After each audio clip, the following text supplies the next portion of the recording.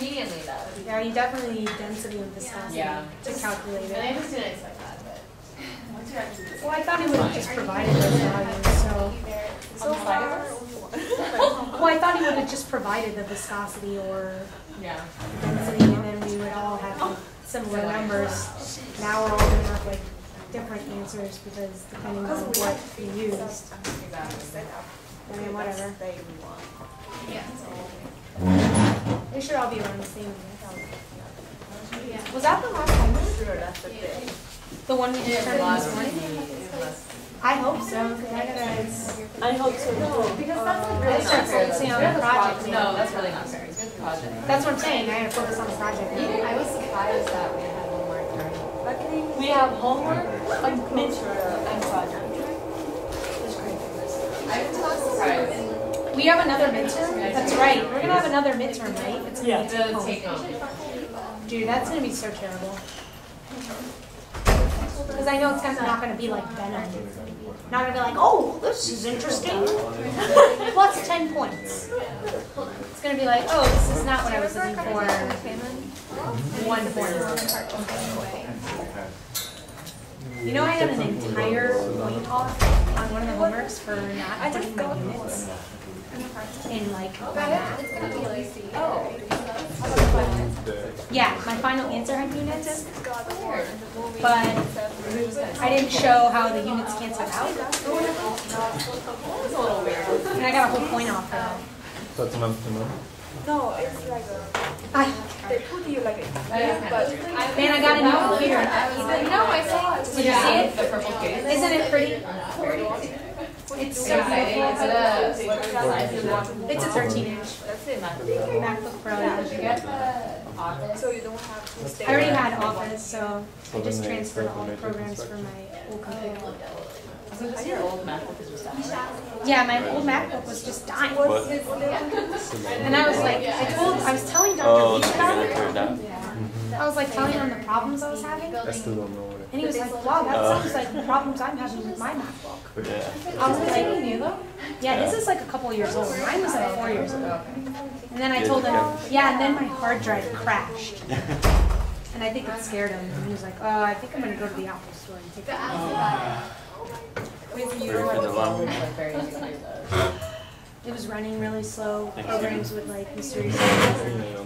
I couldn't like the optical drive stop working. Yeah, the CD drive stop working. It's really weird. Like one of the USB ports. You're not gonna have like dinner? Your group? Not working. Did you used to carry it around all the time? Yeah, it was so heavy. Yeah. My old roommate had the same, like the biggest MacBook Pro. That was like their version that he used, and it was like died so many times. You could get a 17-inch. Now or No, back then. I mean, he had that. His was huge. He carried it around all the time, and then eventually, like, and his was so much damage. And his was like, he'd fall asleep in bed and it would slide off the bed. Oh, dude, no. I never damaged it. I never dropped It it. just slowly. I was like freaking, I spent a lot of money on my computer, so I was like freaking, Oh, you mean obsessed. Mine was like 25 years. But it's still like, so now, everything's like $12. Yeah, mine was about 1,200. And it's way just. Yeah, next week, my mother as well, she's from the US. Thanksgiving dinner. Like 2 turkeys, like 5 pies. My friend works for Apple, so I'm hearing. You're here? Yeah, it's 25%. Yeah. I don't know. She just got an iPad. She's loaded Not too. this year. She lives in Mexico. She's loaded. She just got an iPad and 3 MacBook Last Airs. week. Not like cracking on yours. That's an employee discount. She bought them for her parents. Well, I think she bought them for her family. So it wasn't like one for the bathroom, one for the desk, one for the kitchen. Even though if I was loaded, I probably would. If I was loaded, I would like put TVs and like have it be motion censored so it would follow me as I went through my house. Yeah, but if I was loaded, I'll still donate to charity and stuff. I don't really watch TV right now. Sure. I probably just have like movies running. What? man, screw that. I'll probably just build a movie theater in my house. With like a legit old school popcorn machine and everything. Last day, we were having this big argument about why the light wasn't coming out. So I just thought this guy had like I saw people like for 2 hours of conversation. In Oregon. So I wanted the white one, so they had problems. And then I was like, I'll just take the black. And now I wish I hadn't even bought it because it's horrible. So yeah, I hate to say that, but it's kind of a serious problem with like dropped calls. Oh, but that's the network. Like, what good is a phone if I can't call my calling? But that's a network. I don't think it's the network. I think it's a combination of the network and hey man, I still have your mail. Oh, there was an explosion in the hotel. I was like, that's not good. Supposedly it was actually it's right next to a swamp. Right next to a swamp, and it's supposedly the gas in the swamp.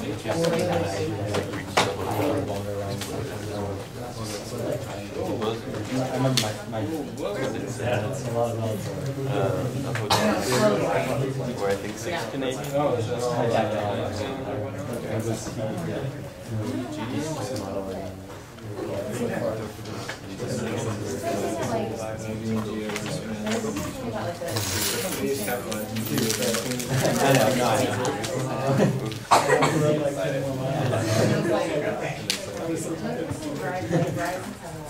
Well, if they're going to bike to South America, they have to worry more about Central American countries. Those are a lot worse. Just those here.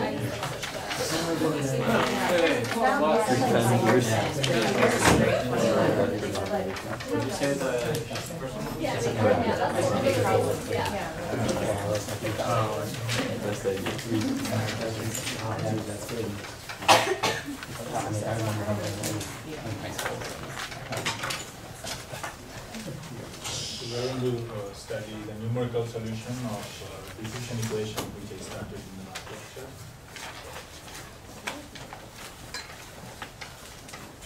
Let's see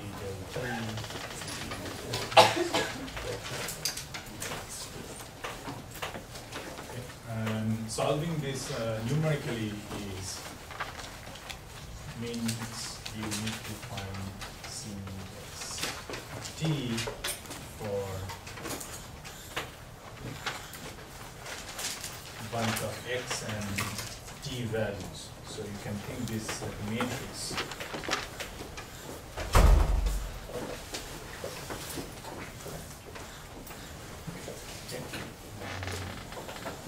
So this is equals 0, and you know the function here at t equals 0.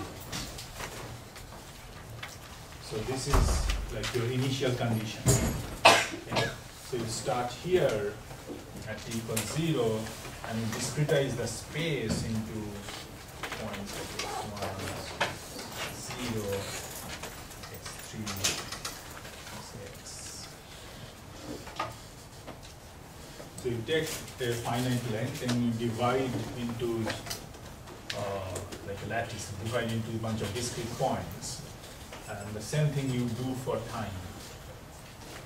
And find the solution at discrete time t1, t2, t3, like that. So if you remember what we did for ODEs, pilot solution.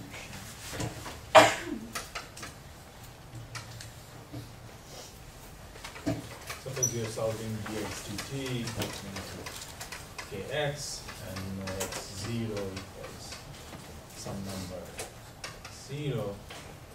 The idea was that you use scalar expansion to do h dx dt h, and then you ignore the higher order terms.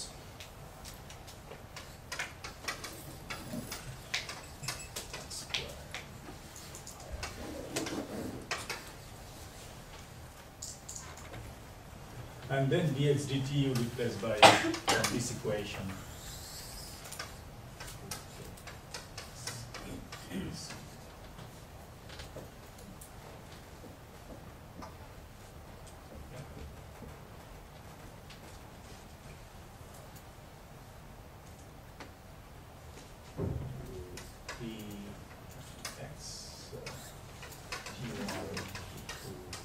3, and you get x1 minus 2, 3.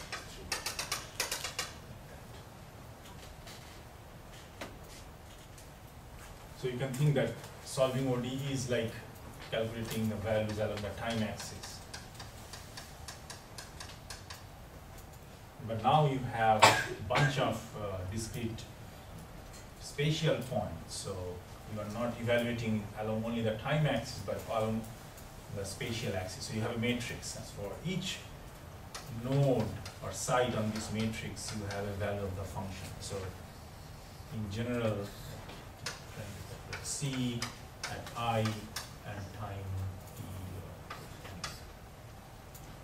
Okay, so that's your goal. So you're trying to find out what the function is at arbitrary discrete point I at time n.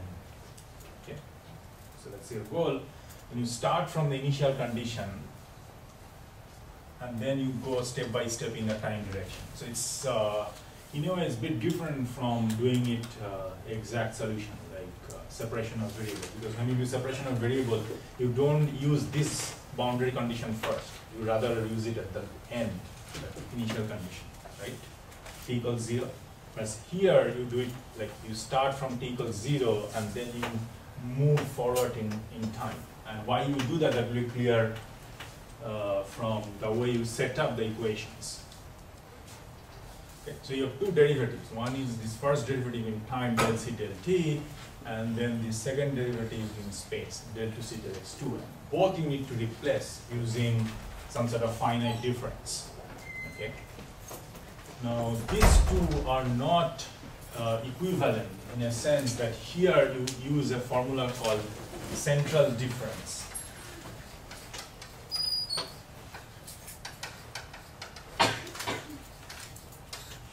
And for this you need what we call forward.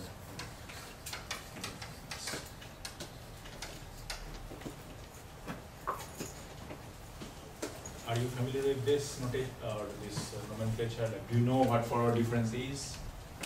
A central difference? No? Okay.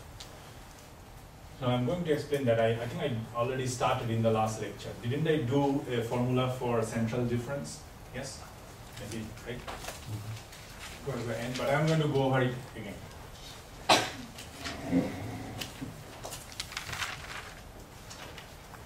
Now let's first see what I get from forward difference, and then I will show you why central difference might do better than forward difference. Okay. And the basic idea is again Taylor expansion. Remember when we did Euler solution,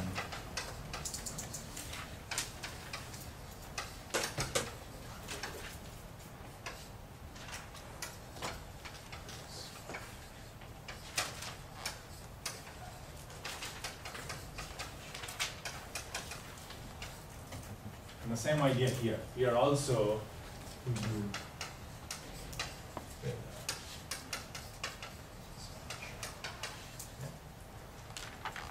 so let's say I have a function f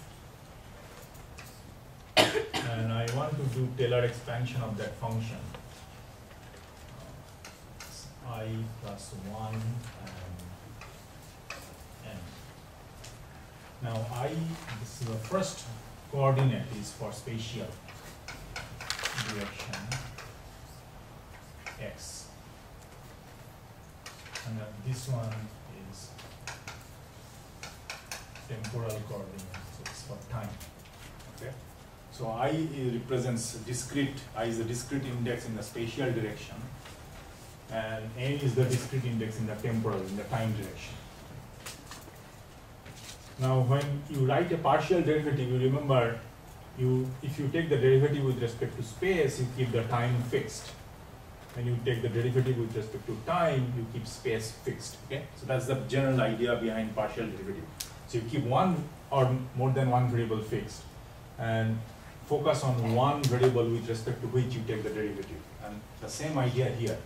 If you have multiple variables, you just expand for one variable and keep the others fixed.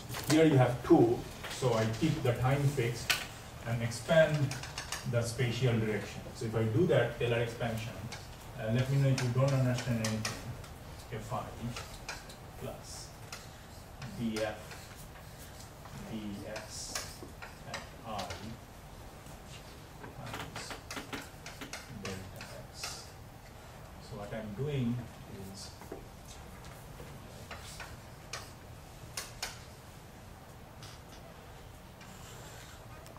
this is point I, this is I plus 1, this is I minus 1, and this distance of this is delta x.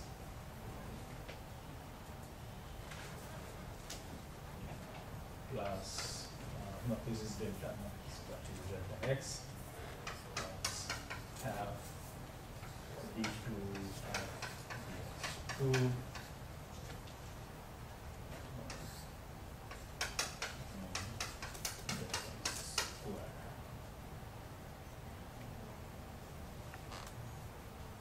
Plus higher order.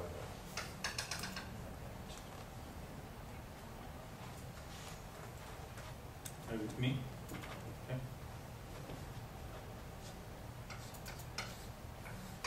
So this gives us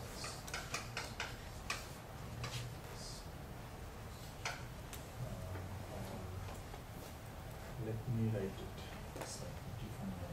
Let me write it as df dx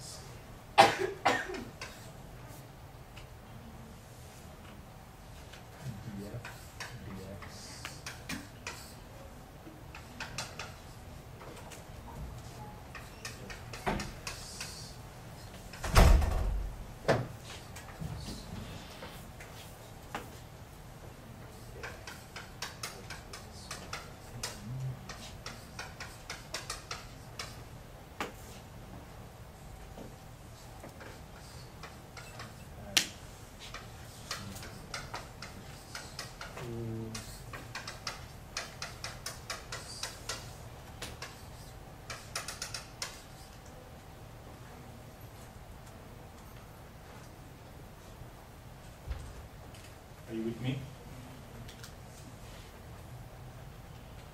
So I'm writing the first derivative df dx at I and n from this. So I moved everything in the other side. Okay. So df dx delta x is fi plus 1n minus fin, and then the higher order comes.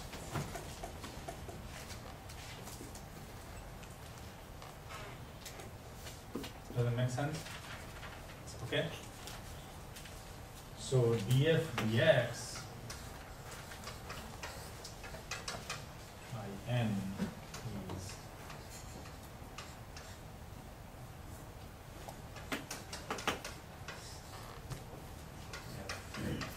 I plus 1n minus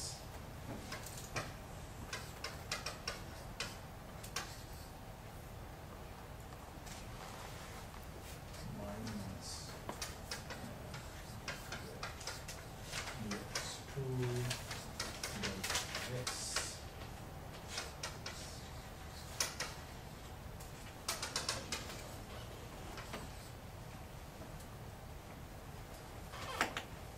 okay. So this gives you the first derivative df dx.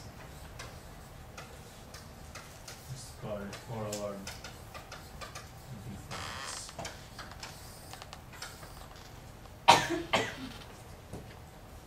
It's a forward difference first order derivative, and it's called forward difference because this is derived from Taylor expansion of I plus 1. So you are interested in the derivative at I, so you go one step farther to I plus 1, and this derivative is written in terms of fi plus 1 and fin. Okay? So it's expressed in terms of two functions, the function at that point itself, but also at I plus 1. So one step forward, that's why it's called forward difference.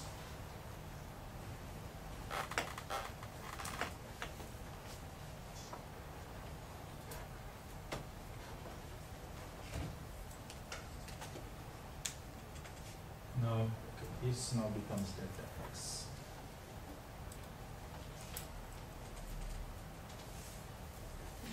So you can write, so if you remember in the last lecture, I was writing something like order of delta x, O delta x. Do you remember that? If you go to the last lecture's notes, you'll see that I wrote something like that. And that means nothing but this. So I have these higher order terms. So you see that I'm going to truncate here.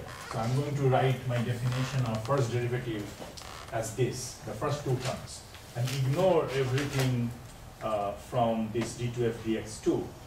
But look at d2f dx2 term, I have order of delta x. So this I am going to write as order of delta x. So whenever you see this order or O, that means I am ignoring something which is delta x or delta x squared and higher. Okay, that's what it means, this symbol means.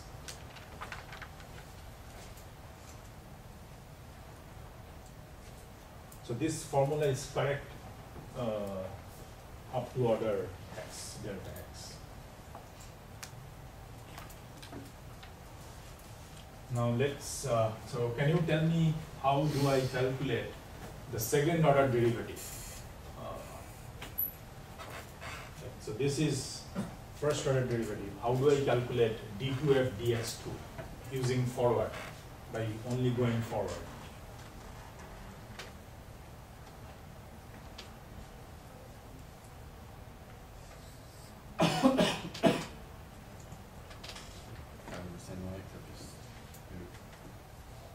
Same way, but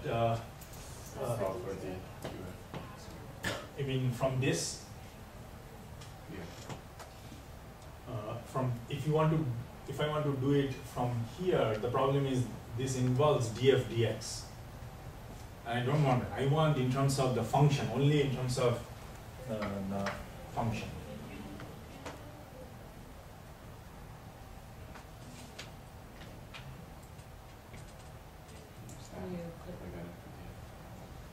No.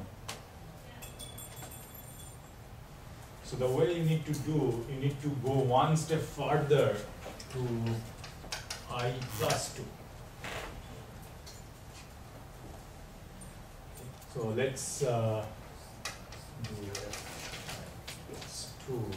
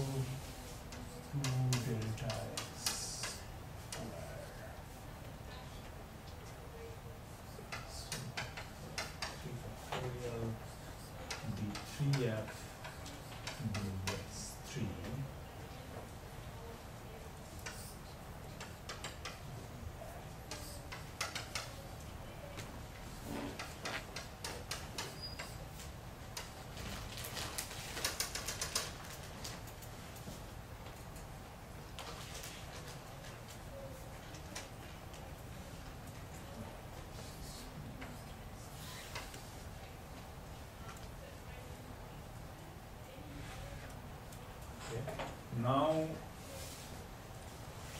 so that's fi plus 2, and if I do an expansion for 2 steps at one time. Now, using the expansion of this and I plus 1, can you create a formula for the second derivative? So basically, you need to eliminate the first derivative. That's your kind of goal. You see what I mean? So your goal is somehow like either multiply or add or subtract in a manner that you can eliminate the first derivative. That's what you are trying to do here. And how do you do that? So one way to do that is n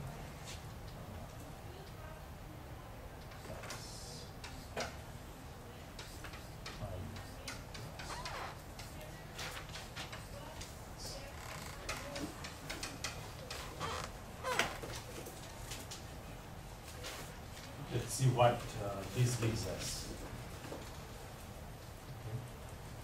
Let me see if I'm correct.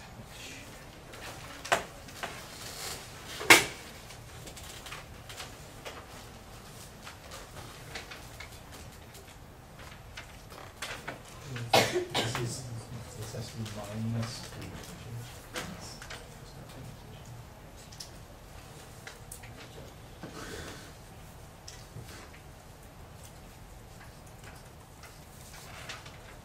If I do that,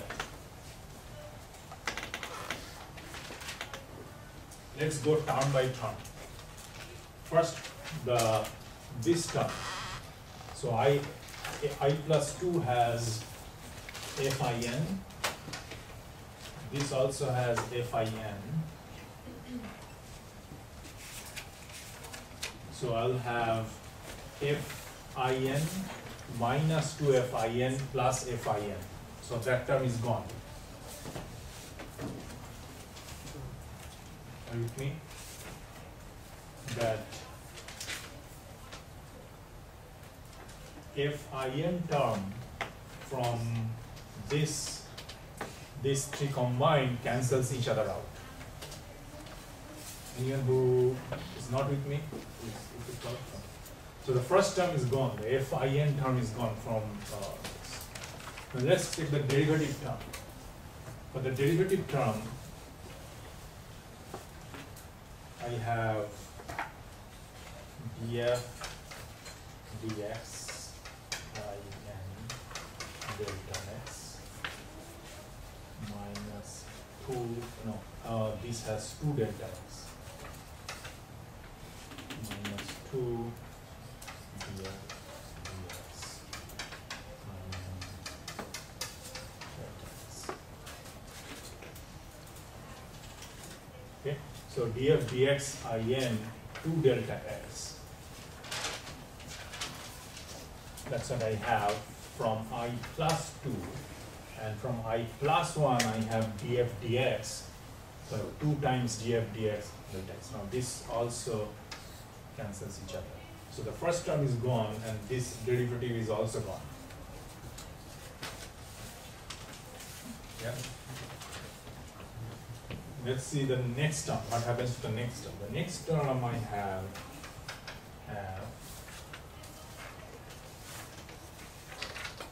d2, from here, from here first, d2 delta x squared minus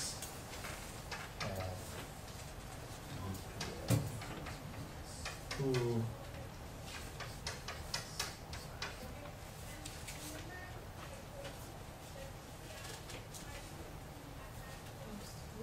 there is a 2, correct. 2. This 2 is with me. Now this if I combine, and then of the third is 1 over 3 factorial d3 yes 3 delta x cube minus 2 factorial d3 dx 3 delta x cube.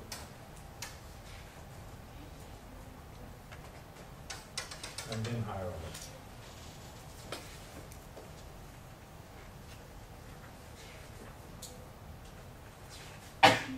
So what I have here, this term, this line, the second derivative gives me 4 minus 2 gives me d2f dx2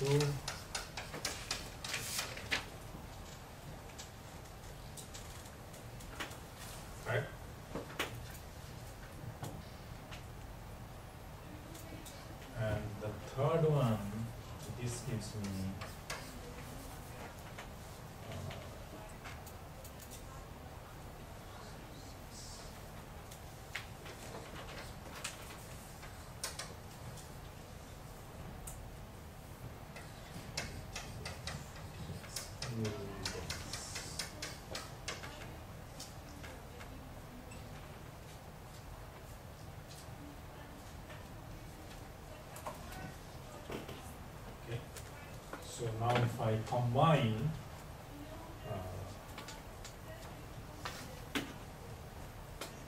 let's keep this because this is kind of the basic starting point, so we can go back to this board whenever you want. Let's see, as this part. So I can write d2f dx2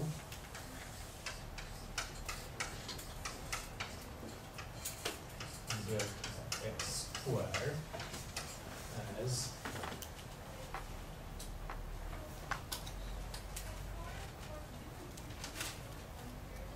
f I plus 2n minus 2f I plus n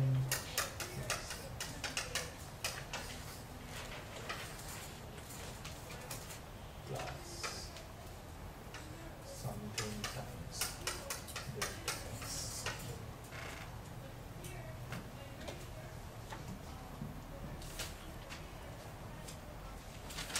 Plus or minus. Doesn't matter, you can write it as plus because there is something here which you can figure out. So d2f dx2 at n, these are all evaluated at in. Okay, so d2f dx2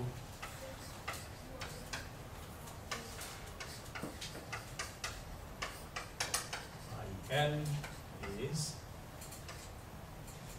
1 over the squared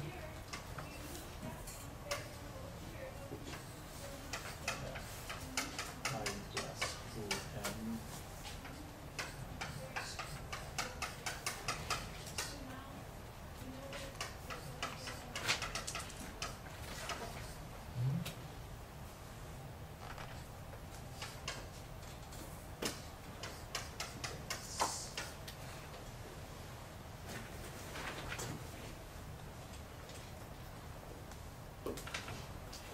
So that's the formula for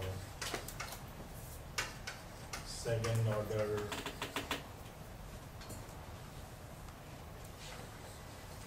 derivative for forward difference.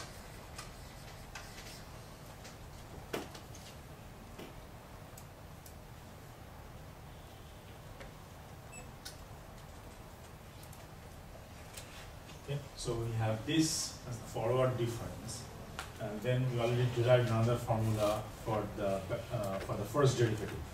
Okay, so these are from forward difference, meaning you are at point I. You are trying to calculate df dx or d2f dx2 at point I, and you are doing that using the function, the value of the function at some later points, I plus 1 or I plus 2.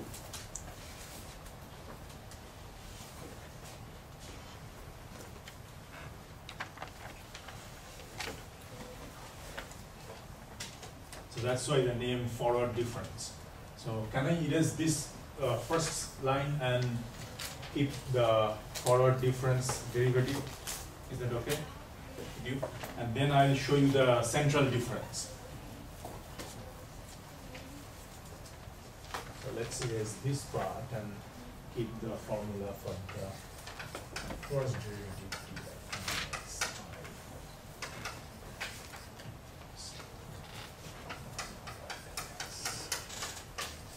f I plus 1n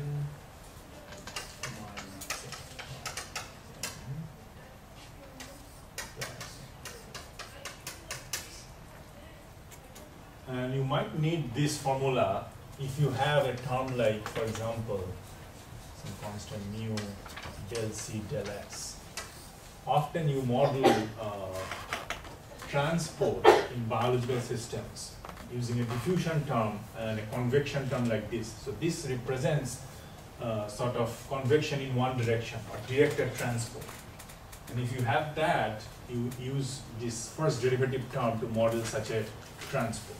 Okay. So you need to have expressions from both first, second, and other differences. And also, for the time case, you see only I have the first derivative. Now you might ask, like, why, okay, I have expression for first derivative and second derivative.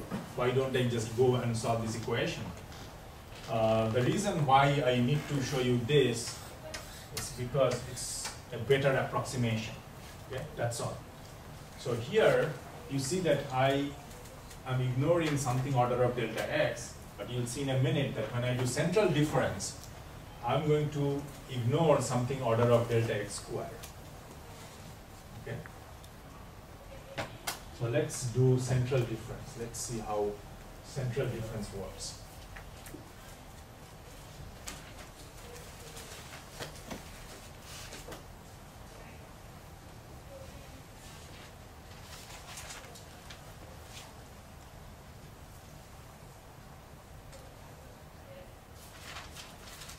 Okay, so this I wrote for fi plus 1.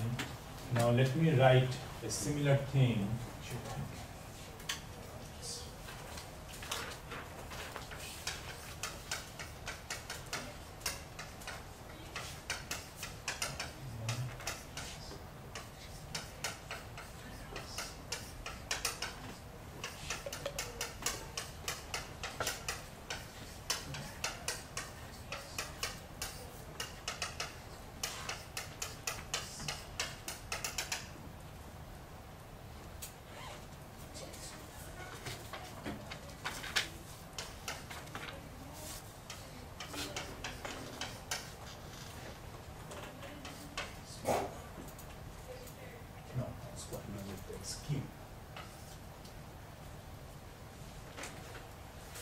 Let's do fi minus 1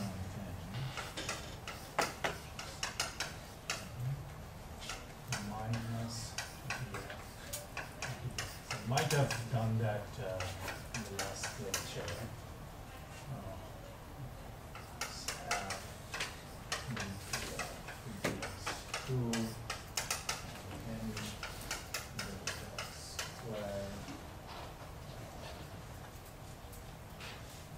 Let's write those terms.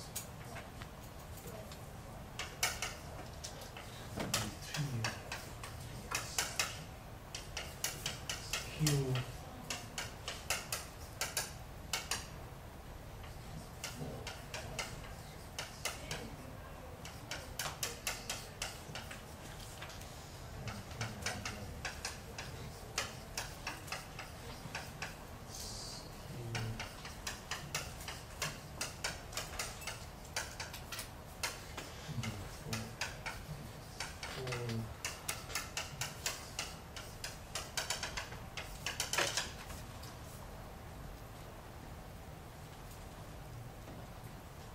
You'll see in a minute why I kept till x4 then x4. Okay, now let's sum these two expressions. And now you see that I have two Taylor expansion. One forward, like before I plus 1, but I am also using a backward expansion. I went to one step backward, I minus 1. So I have from I using both at I plus 1 and also I minus 1. So it's different from the previous case. Previous case, I was using only the forward expansion. Now I have both forward and backward. Now add them up. So I get n plus n. So n 2 n.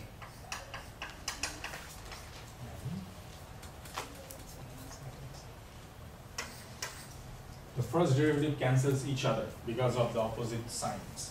Okay? And the same thing happens for the third derivative and actually for all odd derivatives. 1, 3, 5, 7, any odd derivative goes away.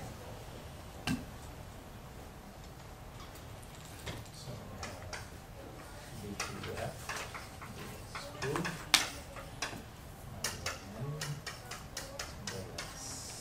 Square.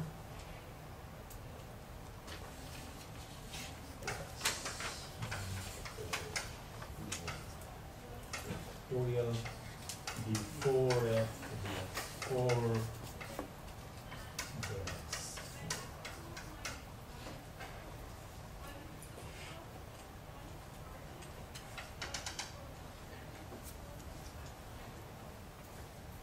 Any questions so far?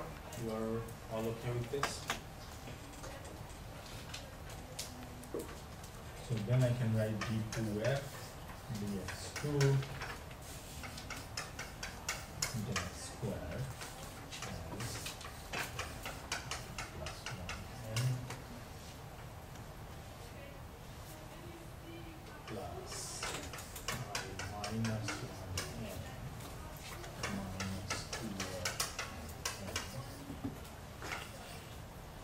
plus something of the order of del x4. So now I divide by del x squared, so I get d2f dx2 as 1 over square n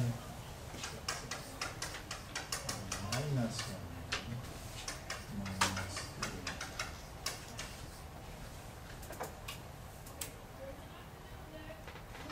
plus dx squared. So that's my expression of second derivative for central difference. This I call central difference. And why the name central difference? As you can see, I'm using both forward expansion and backward expansion and combine them together. So that's why the name central difference, because it uses both forward and backward difference. Okay. Whereas in the previous case, I was doing only the forward difference. So these two formulae are from using forward expansion, whereas here I'm using both forward and backward. That's why the name central. Now notice the difference. What is the difference? The difference is when you do the central difference, what you are ignoring here, you are basically ignore anything of this or higher, and versus this, which you are ignoring and higher in this forward case. Here your error is of the order of delta x, of the order of del x squared.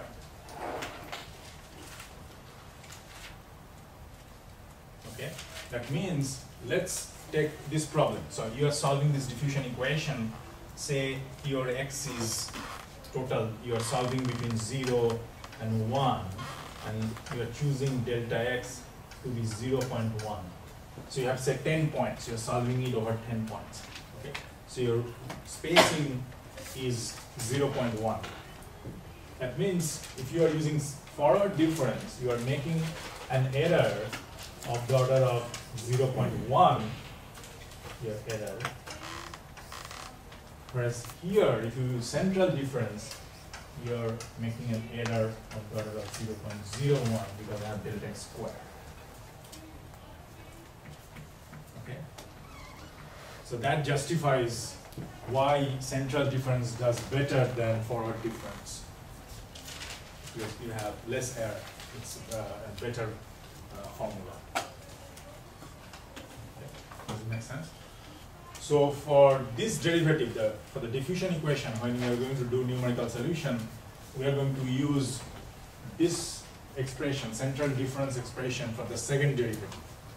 Now for the first derivative, you can also find a central difference formula. And can you tell me how I do that? So this I derived the second derivative. How do you get the first one, the first derivative?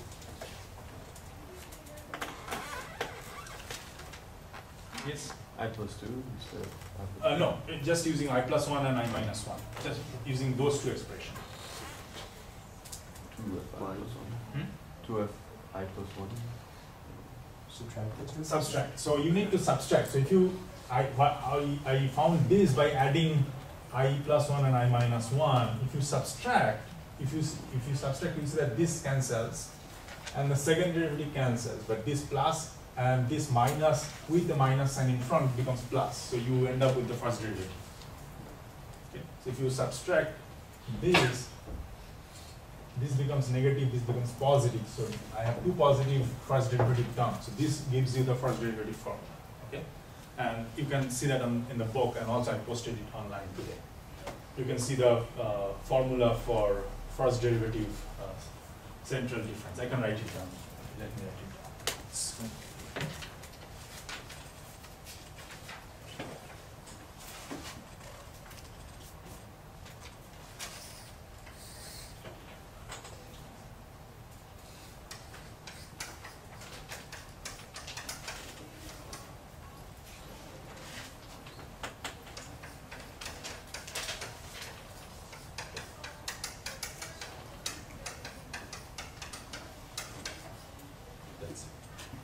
Plus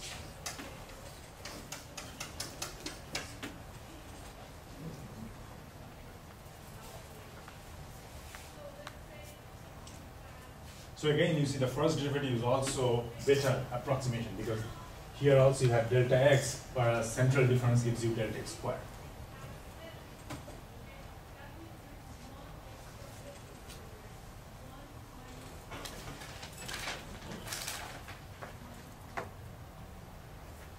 Now, when you are solving the diffusion equation, which I'm going to set up in a minute, we are going to use central difference for the spatial derivative, but for the temporal derivative, we are not going to use the forward difference,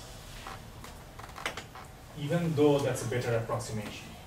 And the reason is, when you set up the diffusion equation, if you keep the central difference, it creates a negative term in your equation, because you have this is I minus 1.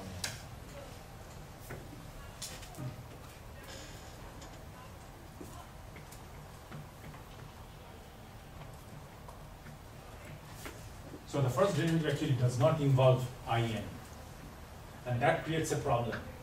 That creates a negative term in your numerical solution scheme and make it unstable, can potentially make it unstable. Okay. Now I'm not going to go through that exercise in detail. That's a bit complicated. But those of you who are interested in looking at a deeper level, do so. There is an, I think in the appendix of the book, Numerical Methods in Biomedical Engineering, there is a detailed discussion. So those of you who are interested, look into that, and if you don't understand anything, I'll be happy to guide you. But I'm not going to do that in the class, because it's a bit complicated and not needed.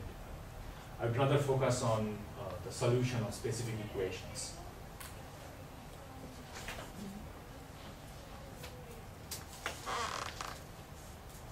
So let's see how I can set up my equation for this equation, the diffusion equation.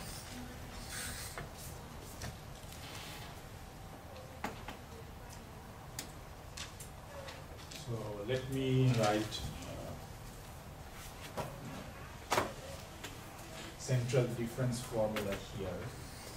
So this is the forward difference formula. Let me write the central difference. D2F. 2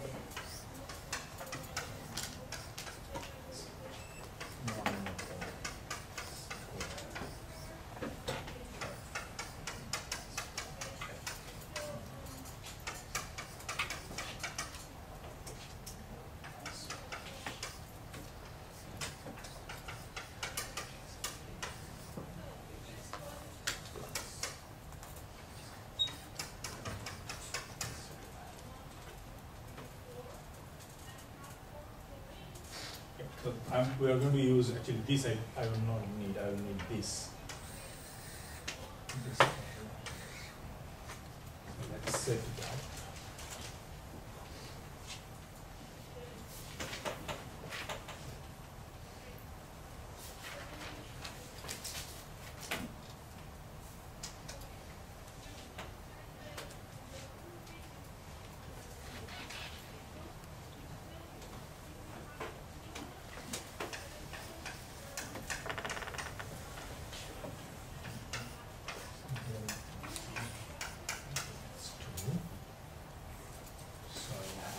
here and write the first derivative from forward difference, which is 1 over delta t c I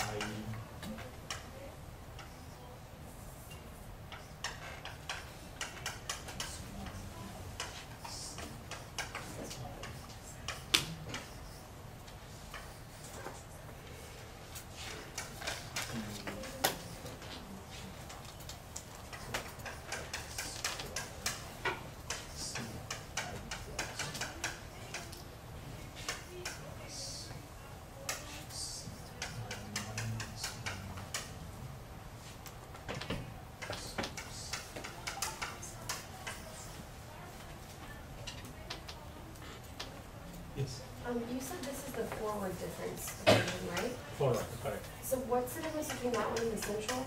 And for this equation, I mean, for this one? That's the same thing, right? That you just wrote down, like, just down from where you are, down one, yeah. This one? That's the same as for the central, right? This is the central difference. Okay. Okay. I thought you said that.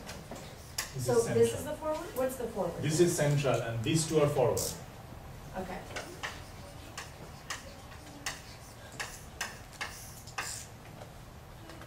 So in the forward, you only have I plus 1 or I plus 2 or I plus 3, so you can go in the forward direction from I. In central, you have both I plus 1 and I minus 1. So whenever you see both I plus 1 and I minus 1, then you have central. If you have only I plus 1, I plus 2, I plus 3 is forward.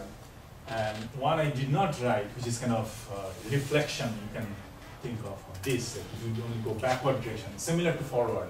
So you will have only I minus 1, I minus 2, I minus 3. Then it's backward difference, which I did not write. But it's exactly like forward.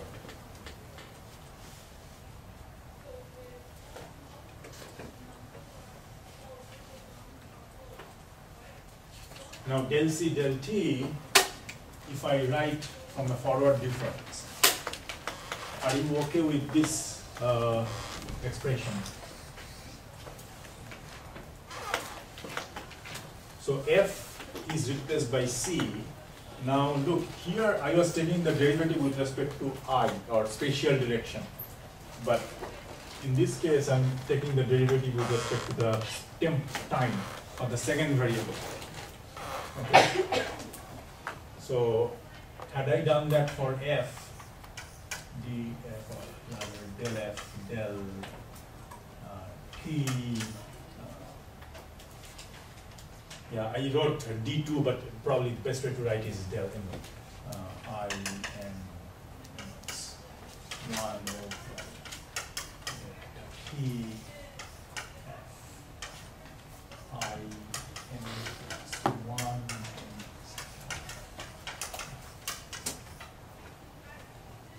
So that is the derivative, first derivative with respect to time at I n.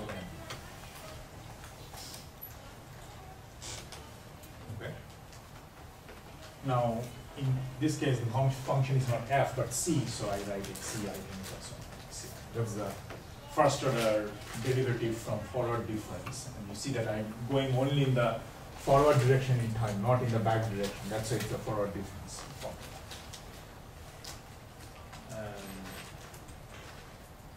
Then for the d2c dx2, I'm using the central difference. I have both c I plus 1, I minus 1. This is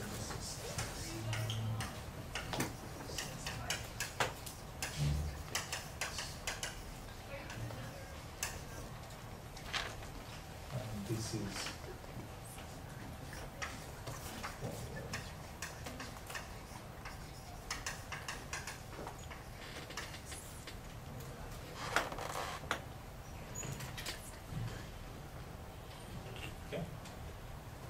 let's write this as C.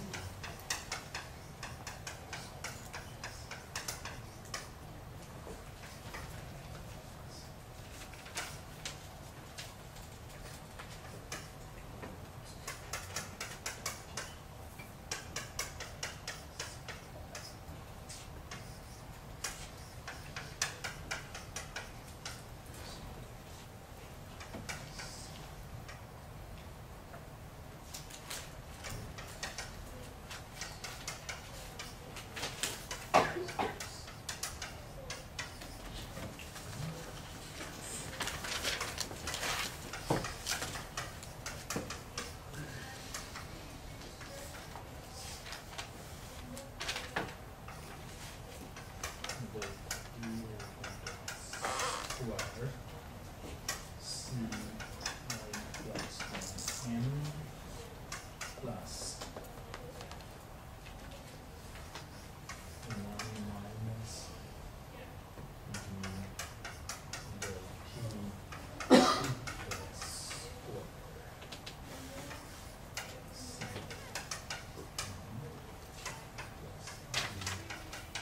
del T square C.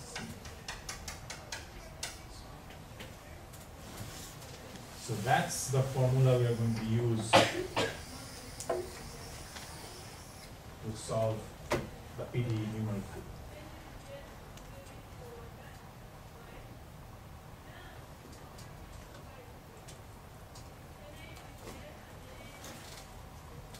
Question?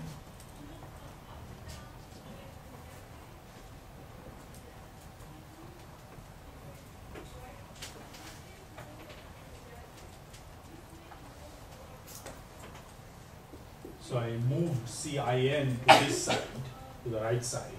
So CIN plus 1 equals CI plus 1N. And then, I have a 2 factor here, which is 2.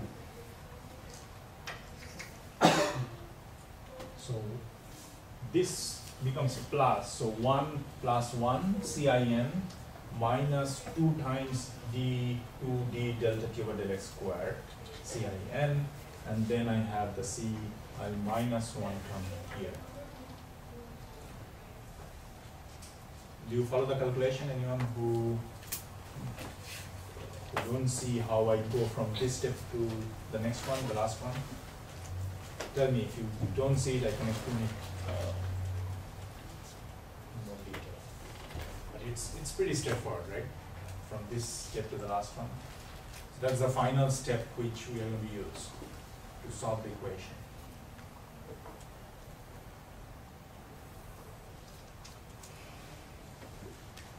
Now if you look at this equation, the left hand side I have CIN plus 1. That means at a time n plus 1. And on the right hand side I have everything at time n. Okay? So that means if I know my function at time n, I can calculate the function at a time n plus 1. Okay? And that's all I wanted. The way the solution would proceed is I know at some fixed time t0, knowing that I go to the next step. Once I know that, I go to the next step, like that. Okay, so I move forward in time. So if at any time n, I know the function, I can find the solution at the next time n plus 1. So if you think geometrically, it's, suppose this is t equals n, and this is t equals n plus 1, and you have point I minus 1, I plus 1.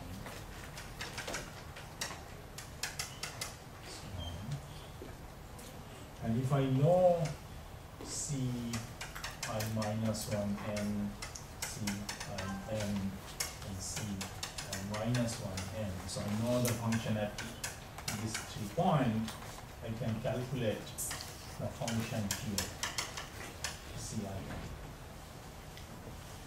Okay, that's what this formula means, that if I know the function, the previous time step, at that point and the 2 neighboring points, then I know the function at this later time n plus 1.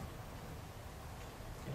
The only thing I need to know the function at the previous step, the previous time step, at that point I, and also 2 neighboring points I plus 1 and I minus 1, 2 neighboring points, that's all. And that can, and you just proceed like that. So that means when you're doing a solution, as you can see, you need to do it for all points. You are not going to solve it for one point, but for all points. That means you need to have a for loop over all spatial points. So you go one by one. You choose one point and do this formula, go to the next spatial point, do that formula. So suppose you know at t equals 0, then you go x0, x1, x2, x3, like that. So in a for loop, you evaluate all the discrete points to the end. Okay, so that means then you know the solution at this t equals 1.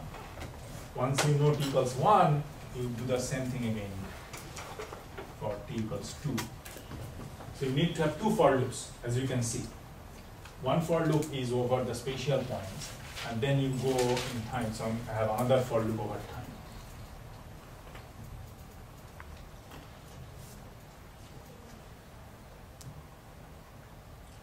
And you are going to use this expression to evaluate the function. So you have 2 for loop, one for loop over space, one for loop over time, and just use this function repetitively, in a repetitive manner, this expression. So let me stop here and take a break for 5 minutes, and maybe show you one specific example, and that's from the book, also, it's also given in the book. Now, we have graded homework 4 and 5 here. You can also collect those.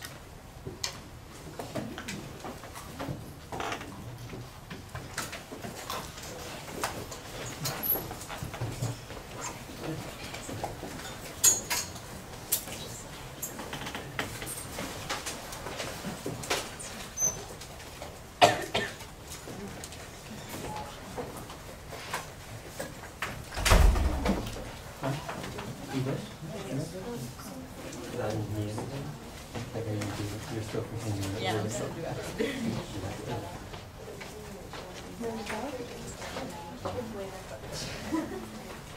Look at this.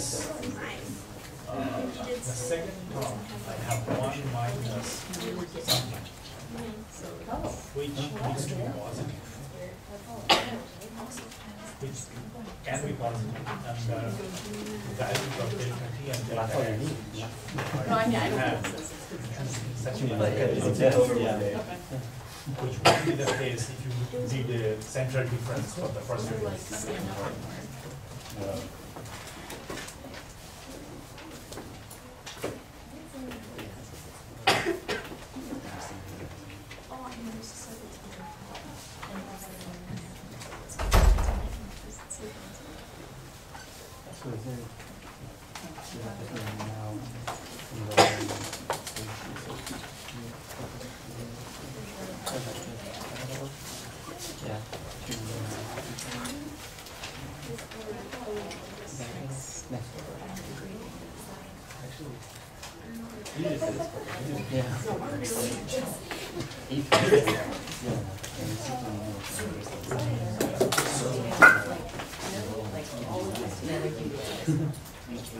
This means not 1 point, but all the points are resistance. So you need to go 1, 2, 3, 4 like that.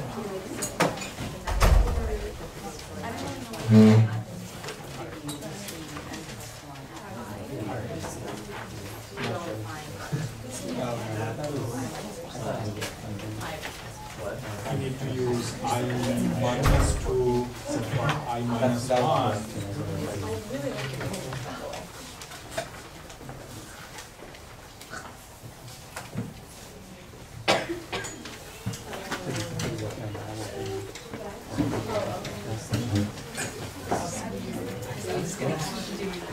And the same thing here in this point. Yeah. I realized. That's okay.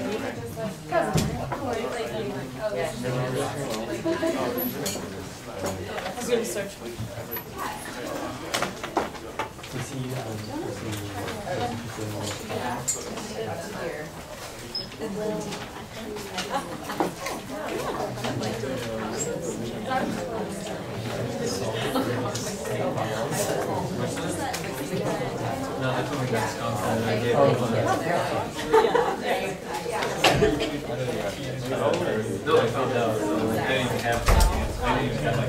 If I didn't use the forward difference, I just lost. I didn't use the central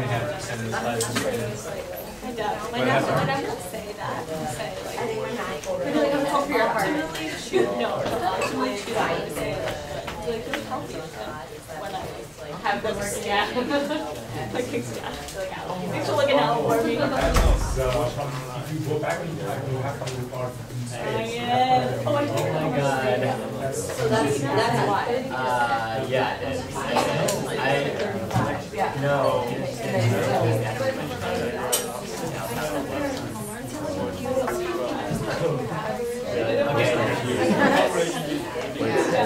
Sitting there. No, I emailed him.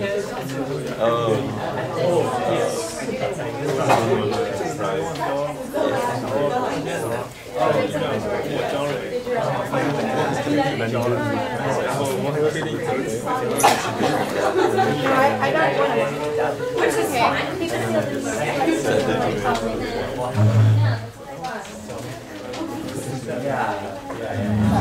Yeah, that's good. As long as you send it in before, right? As long as you send it in before the deadline. He's pretty good at that. Yeah, I remember. I'm fighting.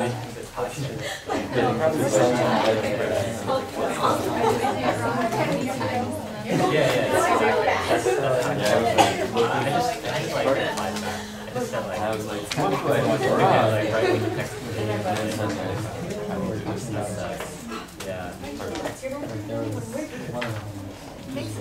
I don't know. I don't know. You know, how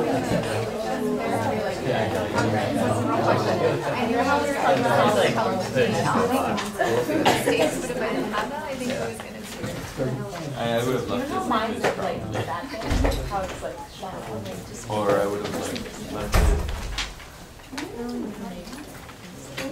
like one which is sum over everything, or one which is sum over even, one which is sum over odd. But yeah, that's right. The very last.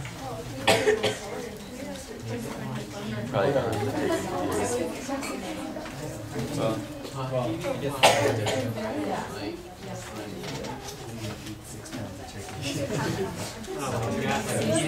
I think even like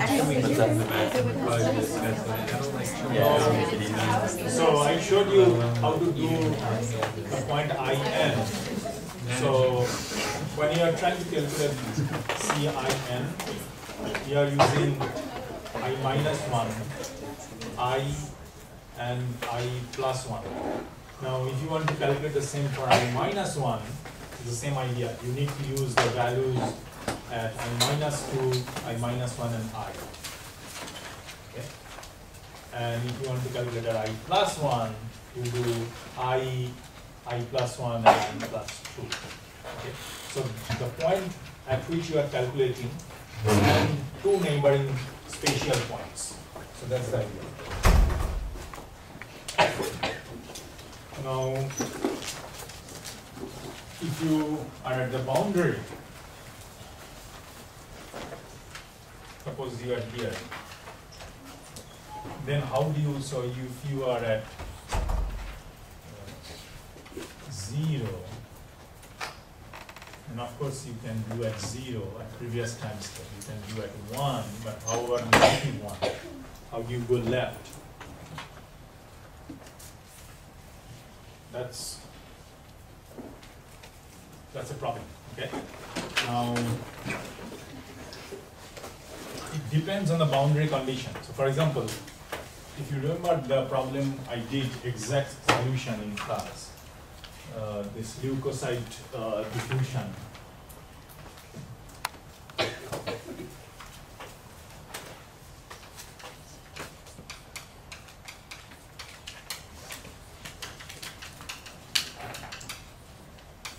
The boundary conditions were C is 10 to the power 6 at Z, let's say, into S, and 0 is equal to 0.2, and C is 0 at T equal to 0 for all points.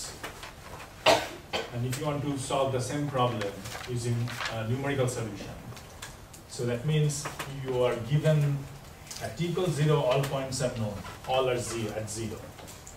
At T equals 1 or T equals 2, all other time points, your left boundary is fixed. Okay? and so is the right boundary. So this is kept at 0.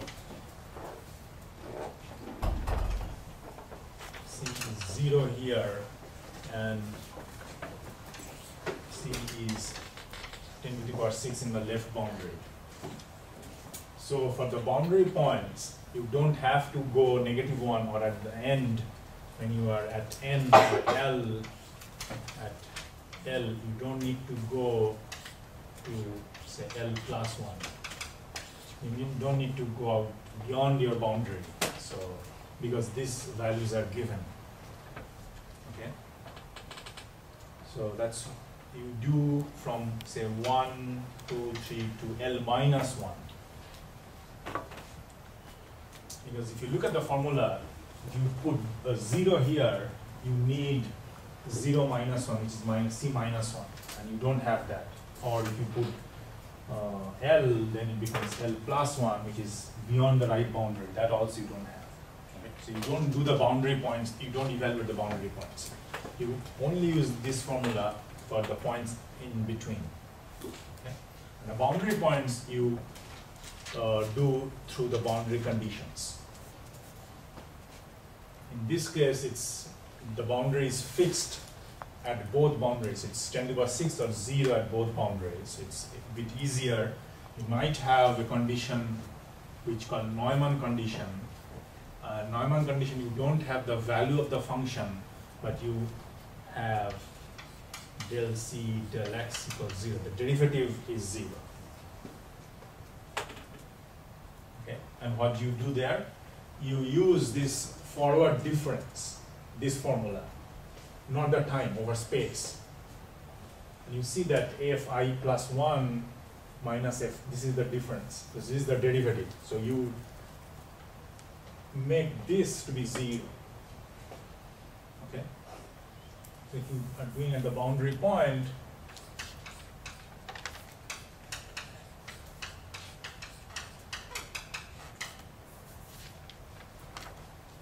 that means this is 0. So that means FLN equals FL minus 1N. That means you use the value of the function at the previous spatial point. Okay, you just go back one step in space and use that value. And that's equivalent to setting del C del x to be 0. Okay. This you might find a bit tricky, so why don't you think about it and we can discuss it in the next lecture. But if you have, instead of fixed value, like a derivative to be 0, then how you use the forward difference to take care of the boundary points. Okay, why don't you think about it? It's not too difficult, you just use a forward difference formula. And let's first do this problem. This is a bit simpler. Okay, so number 6, that's fixed boundary. And this is also done in the book, the numerical methods in biomedical engineering book, and I posted part of that chapter online today. Okay, so you'll be able to see that. And I'm going to also show it in class. Now, so we are going to do that.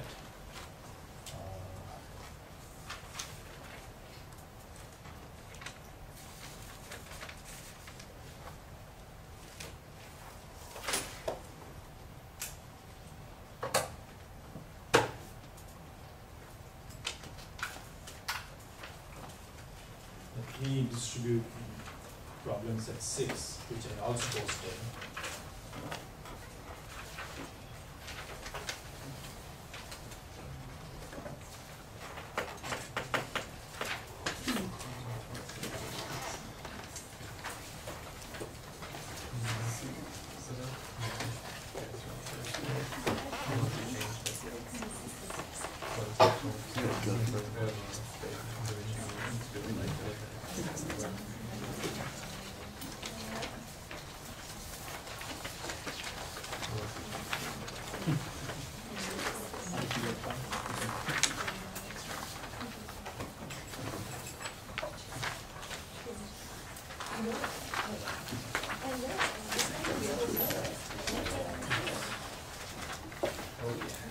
So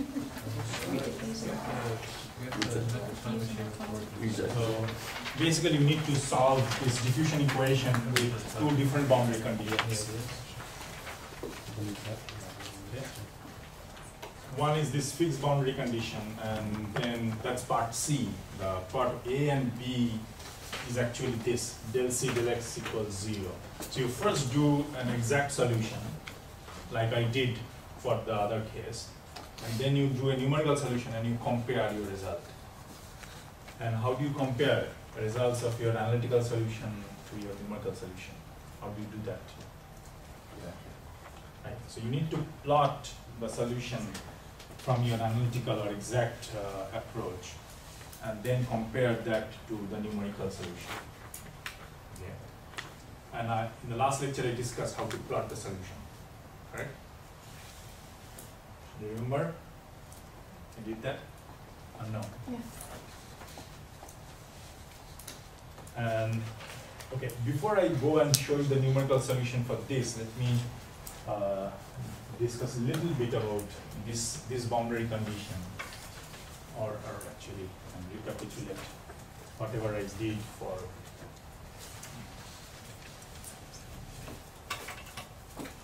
the other case. So you have the diffusion problem along this kind of spatial axis X, and this boundary is kept fixed at 10⁶, and here you have 0.2, which can be kept at 0, or you can have this.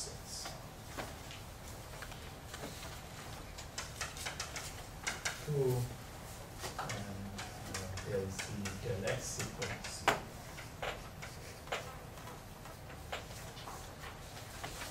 And the initial condition is identical. That means C is 0 at t equals 0. So initially everything is 0. The left boundary is kept at 10⁶ in both cases. The right boundary in one case C equals 0. In the other case, the derivative is 0. Del C del X is 0. So this case I discussed a little bit. How does it evolve over time? Here you have nothing at t equals 0. That means you will start flowing in this direction. Okay? Because diffusion tries to minimize or reduce fluctuation. So you have a large value here and nothing there at t equals 0. That means things will move towards right to try to make things uniform. But there is a constraint which will work against diffusion, that is C equals 0. You are at 0 here. So no matter how much you flow, you cannot reduce some sort of gradient of fluctuation, because this is kept at 0. So you have a source here and sink there. So you keep adding material here to keep it constant, and you also take out material there to keep it at C equals 0. So that's why in the steady state you end up with this. That's the final solution, final steady state, if you wait long enough. Okay. And from the numerical solution also you should expect that when you do the numerical solution. This I think I already discussed a little bit in the last lecture, right?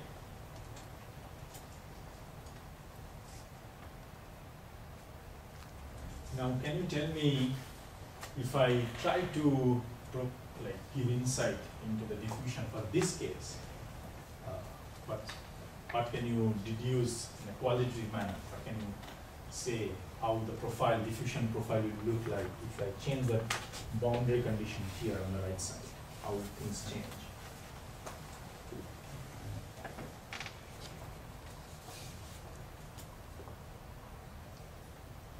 So this is still at 10⁶, but this is not kept at 0. Does anybody know what this means? Like, what's the physical meaning of such a term, del C del X equals 0?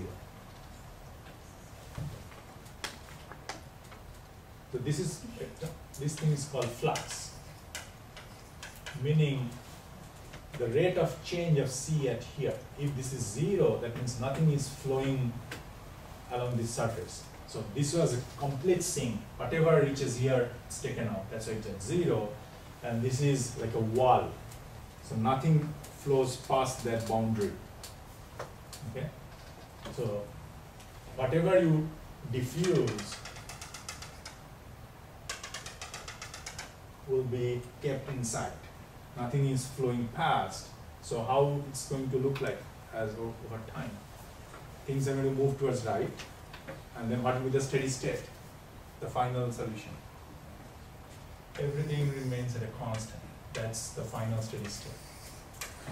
So it will also reach 10 to the power 6. Because you keep flowing towards right. Like that. And then finally you will have 10 to the power 6 and uniform concentration everywhere. And once you reach that, there is no more diffusion. Because there is no spatial gradient, because you have del 2c del x2 equals 0. Okay? There is no spatial variation. So this term drops out and you have, so that's your steady state in this case. The steady state here, C steady state was 10 power 6 minus 5 into 10 power 6x. Correct? Where x varies from 0 to 0.2. And in this case, C steady state will be 10 to the power 6.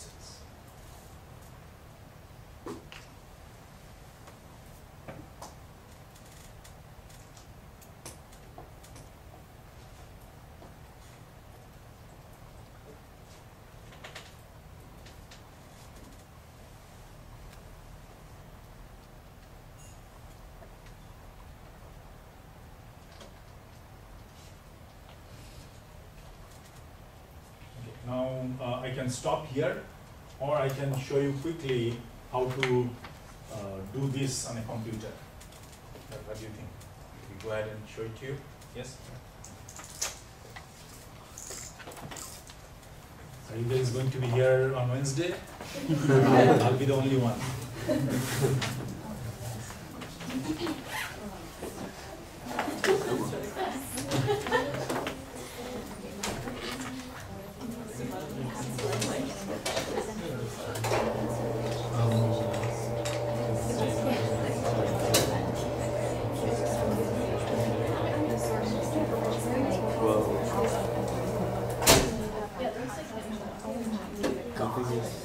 It's not that the source stops, but you're enforcing it's always going to be there. So once something else begins to yeah, but it's like a steady state. It's not that it disappears, but it reaches so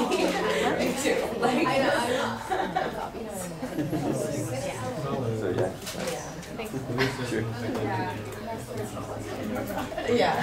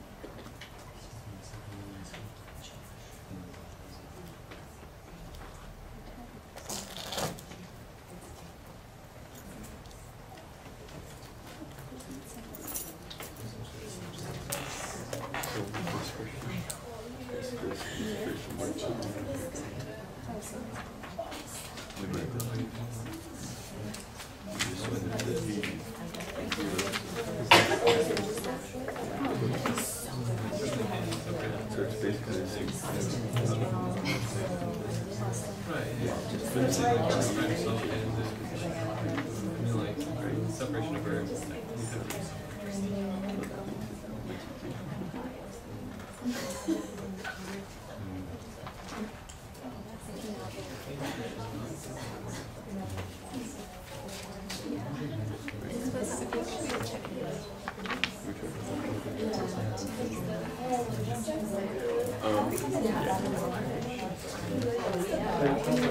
Or this last one.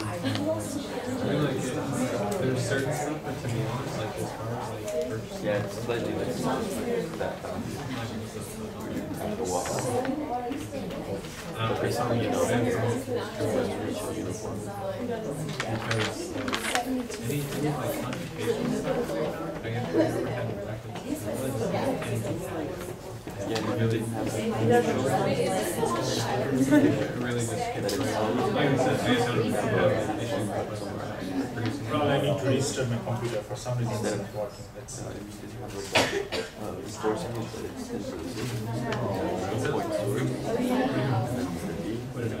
You think it's telepathic? Yeah, you want it.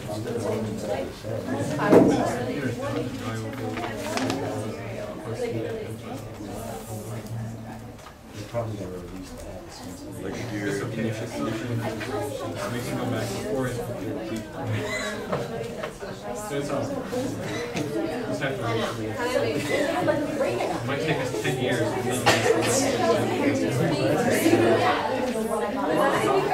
bet it might have to like 10 years. All times. You know what I'm saying? Well, and it deals with like time.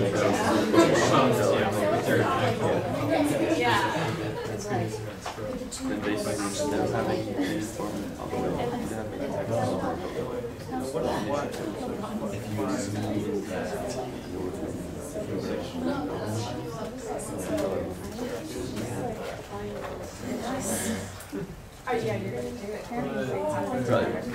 So, but how is that not a problem though? I mean, like, essentially then, like, you're essentially just like, you wouldn't really know it, pretty much. You think like someone else would get, there would be another one. So really, nothing matters in that case, everything's statistical. Well, if you assume there's no Completely. Not necessarily. I don't think we're gonna make this playoffs. but it's all.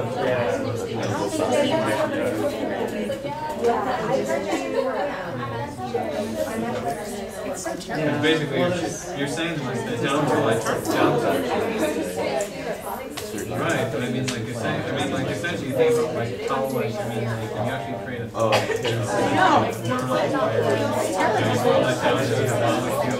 well, you could do what I think you could do instead of on the right side, just like those and on the left side, you have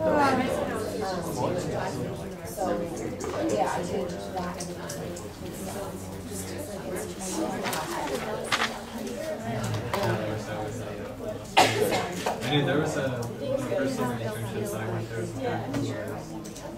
He was like, yeah, he was no, yeah, he was. He was. I don't know if he was. I think it must have been that's the same like after.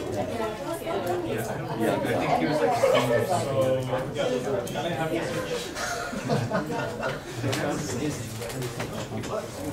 So here is a code. It's also given in the text if you want to look at it. Would you mind if I turn the lights off? Is that too dark? Okay, so. Sorry. Well, I don't know how to do that. I mean, what's the button?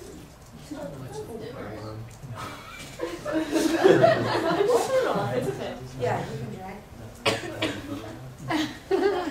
Oh. I'm not an engineer. Better?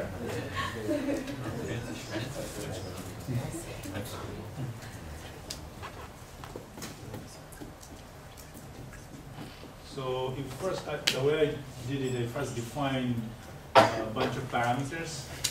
So D is the spatial direction over which you solve the equation. Then D max is the time over which you solve the problem.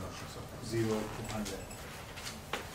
Then NZ is the number of spatial points you use. Okay? We're solving from 0 to D, and NZ is this number is d over delta z. So your entire space is d, so you divide by delta z, that, or delta x in this case. If you, so whatever, it's kind of, it's up to you, whatever you use, x or z, it's spatial direction. So your delta x or spacing you define, and then number of x points is d over delta x. Or if you define your number of points over which you solve, your delta x is d over that number. Okay. And then nt is how many discrete time points you use. So your T max is, like you solve between 0 and T max and you divide by nt, that's your delta T. So it's over del, so your spatial distance divided by delta x gives you nx, and same thing, you divide by nt, you get delta T. Is too clear? And then you have, what is this, mu 0? Yes, okay, yeah, that's the diffusion constant. That's d, okay? That's the diffusion constant of d. So del c del t. This constant you also define here. Now you can vary all of these parameters and you see how things go. For example, if you change diffusion constant, what's going to happen in this solution? Can you tell me? Huh? It's faster. You are going to reach the same steady state. Only thing, if you reach the steady state in time 10,000, and if you change the diffusion constant, instead of 10,000, you are going to reach the steady state in time 100. That's the only difference. If you, the diffusion is going to be faster. That's all.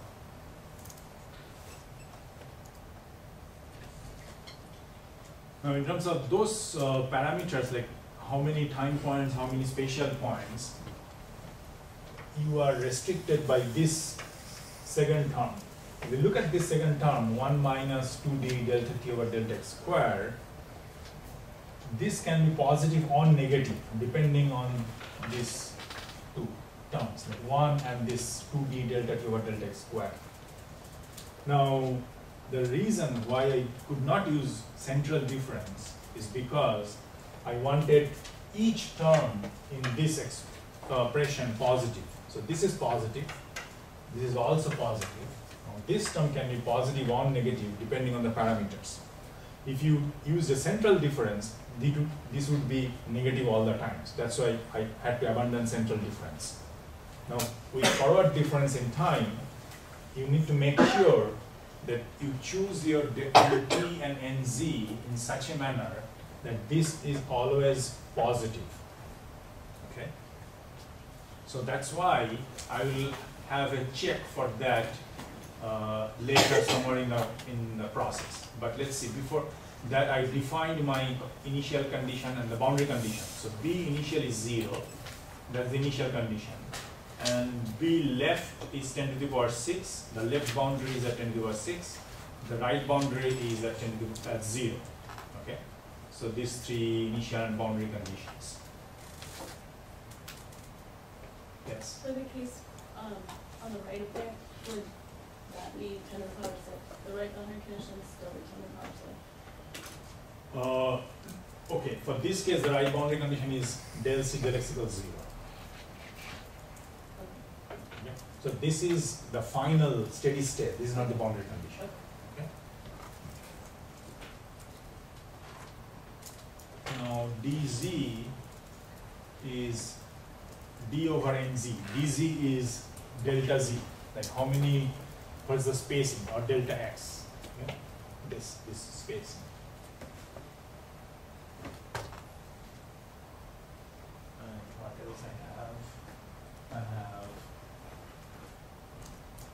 Now you define like a vector z which start from 0 and goes dz and then 2dz, 2 delta z, 3 delta z like that. So you define like a row vector, okay, at intervals of dz. So you basically discretize the space. That's what this line is doing. You have your from 0 to d and you discretize this spatial length. That's what this step is. And then if you see, I have a comment called apply stability criteria. So this portion is checking whether this factor is positive. Okay? So you need to have that check because you might want, you can do that by hand when you're doing this parameter selection, but who knows, you might make a mistake. So it's good to have a check. So every time it solves, it first checks whether it satisfies this condition, like this is positive. If not, it resets the time so that this becomes 0. That's 0 is like the critical case. That's the least you can do. Like if you cannot make it positive, at least you choose delta t and delta x or delta z so that it's 0, this factor. Okay. So that's what this stability check does. It first checks whether it is greater than 1, no, it's greater than 0, or at least 0. If it's not, if it's negative, then it chooses delta t so that it becomes 0 and satisfies the criteria. So first bunch of parameters for solution, then boundary conditions, then discretizing the space, then the stability condition. Okay? With me so far? What's next?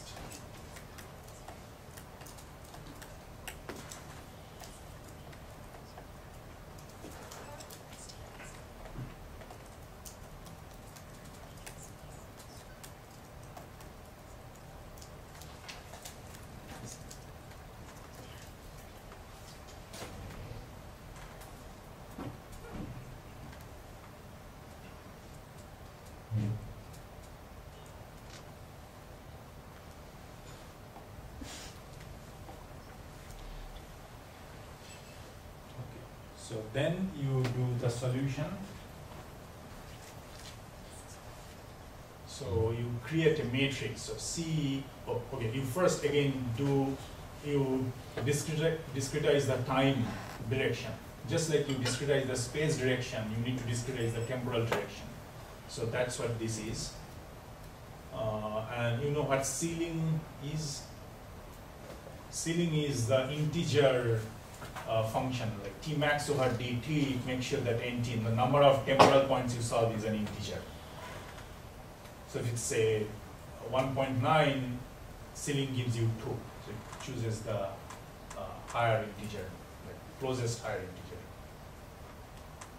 And then you discretize the time.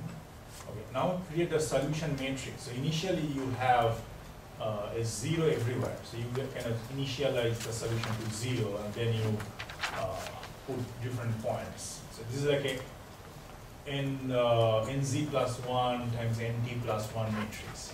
Okay. Now you use the boundary. Okay, this is the initial condition. C colon comma 1 means for all spatial points at time 1 you have v initial, which you already defined in the beginning somewhere up there. And then at spatial point 1, starting from time 2 to rest of the time, you have v left. So that's the left boundary condition. And then you have the right boundary condition at nz plus 1. So you have nz plus 1 total points in the system. Okay? And you start the time at 2 because at 1 you are taken care of by the initial condition. And remember, MATLAB does not like 0, so you need to do in terms of 1. Like the time starts at 1, unlike your numerical solution.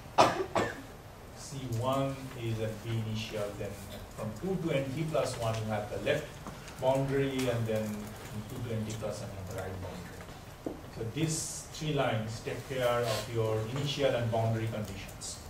And the values of your initial and boundary conditions you already defined up there. Okay. Then I told you about two loops, two for loops. One loop is going to be over time, so you start at 1, end at nt. And the second loop over space from 2 to nz. 1 and nz plus 1, the two extreme points are excluded because those are taken care of by the boundary points, by the boundary conditions. So you do the for loop over space from 2 to nz. Okay, now you write the equation Cin plus 1, which is this equation, as A1, which is mu d over delta z square or delta x square. This is this factor. And I have something in comment which you need if you had a term which is for directed motion. If your equation was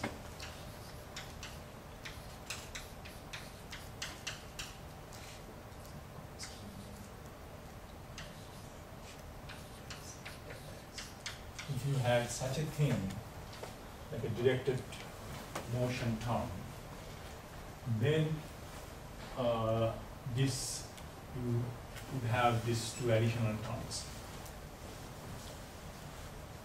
And in the expression of C, I have A1, B, and A2.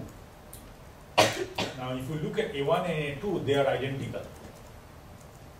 So A1 equals A2 for this case where you don't have this directed transport. But if you had that, A1 and A2 are different, and that's a mistake in the book. If you look at the book writes A1 and A1 in both terms, even with directed transport, and you should check that, but I feel that's a mistake. If you have directed transport, you should have two different signs for your velocity. You should have two different terms, A1 and A2, but if you only do diffusion, then that doesn't matter. Then A1 and A2 are same, like here. D delta t over del x squared, d delta t over del x squared. So this same term, okay? So when you're doing pure diffusion, these are identical. Here A1 and A2. Now B is different, as is clear from here. B you have this 1 minus 2 delta d delta t over delta x squared, which is this here. So you write these three coefficients A1, B, and A2, and then write the equation as A1 times Ci plus 1. Sorry, you could have written this as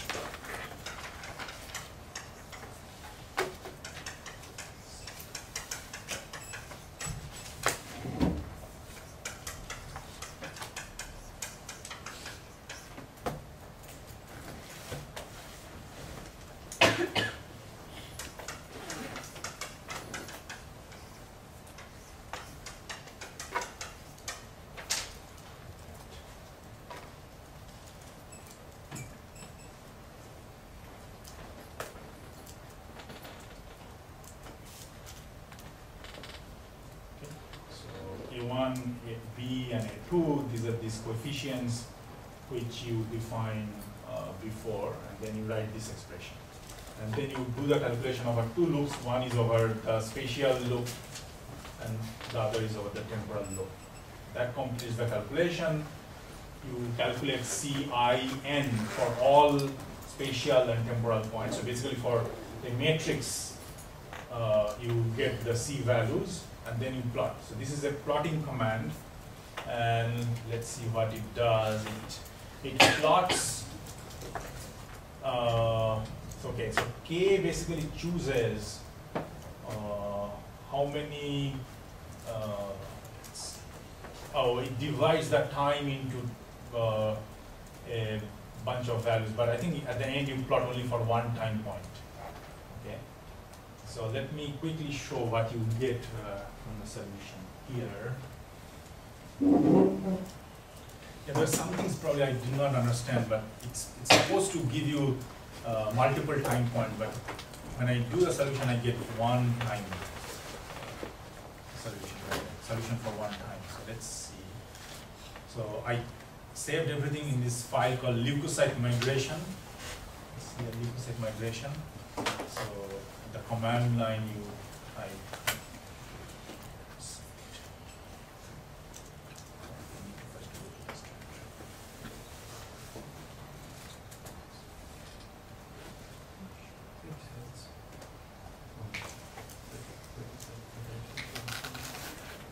that's the steady state. So I kind of I used a time which is large enough to already give you the steady state for this equation.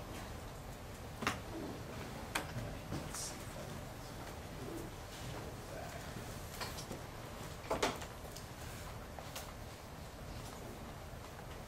So, use the time.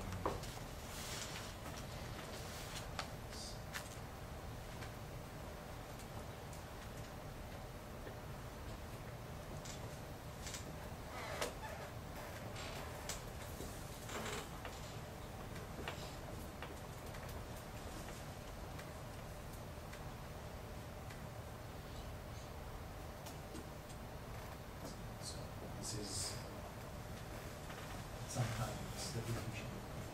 Okay. So it's gradually going towards the right.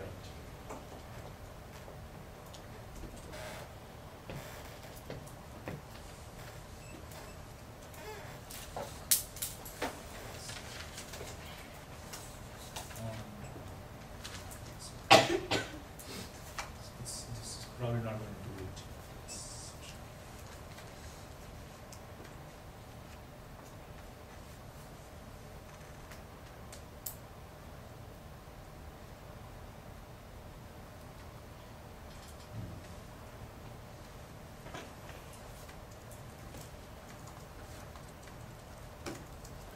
Anyway, it's taking forever for some reason.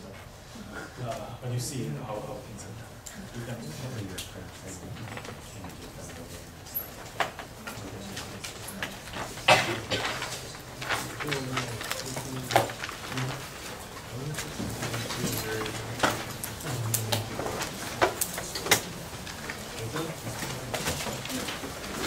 Yeah, I mean, I think it's right. The fun or the file is on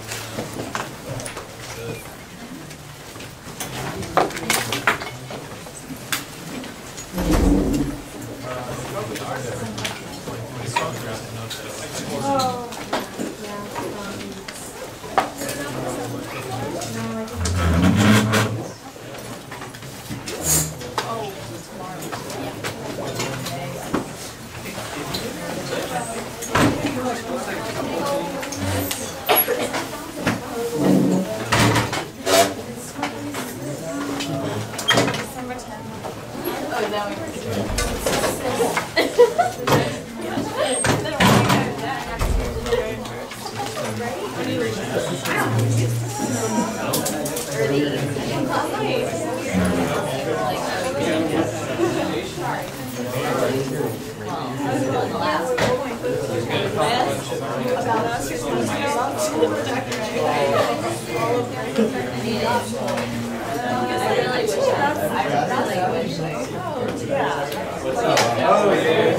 That's right.